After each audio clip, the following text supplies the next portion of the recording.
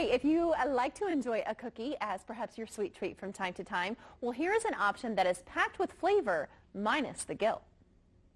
Hi, today I'm going to be showing you how to make flourless, grain-free chocolate chip cookies. And these cookies are amazing. They only have 7 ingredients, including the chocolate chips, and they don't have any refined sugar and no flour whatsoever. So we're going to be making these with some nut butter. So today I'm going to be using some almond butter, but you can use any kind of nut butter you want. Cashew butter works really well.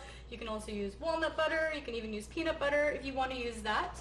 And we're going to be adding in 1/3 of a cup of maple sugar, and I've gone ahead and run that through my sifter just to make it really fine, but you can just use it straight out of the package as well.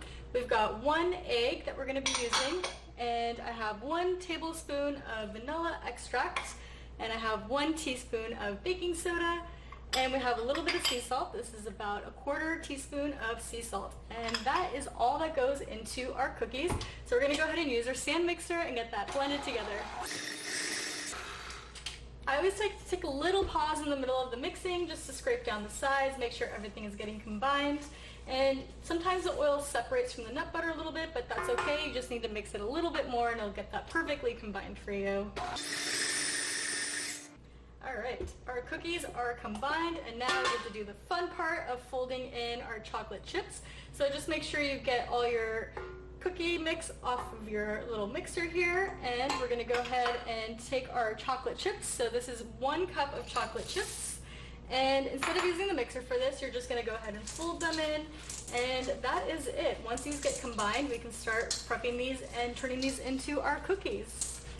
To shape our cookies, it's very simple. You're just going to use your hands and you're just going to pull out a little bit of the mix, and I like to just roll it into a little bit of a ball in my hand just to get it a nice round shape, and then just place it on your cookie sheet. I like to press them down a little bit. They should flatten down as they're baking as well, but I like them to be a little more kind of wide and chewy instead of tall and fluffy. So that's just a personal preference, but you can make them however you'd like.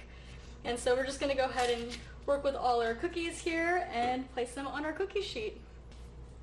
And once your cookies are laid out on the cookie sheet, I like to use a little bit of sea salt to give them a little bit extra crunch on the top and a little extra sea salt flavor. So we're just going to take some of this chunky sea salt, just sprinkle a little bit on the top of each cookie, and they'll be ready to go into the oven. Our cookies will go in the oven at 350 degrees for 10 to 13 minutes, and then you can pull them out and set them on a cooling rack. And our cookies are out of the oven and ready to enjoy. I've had them sitting on the cooling rack for about 10 minutes now to cool off, and they're ready to dive in.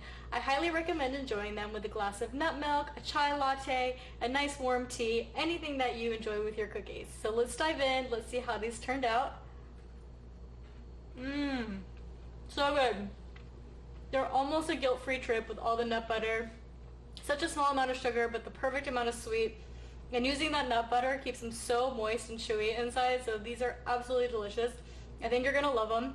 You can get the recipe on my website, thetrailtohealth.com, and you can find more delicious recipes in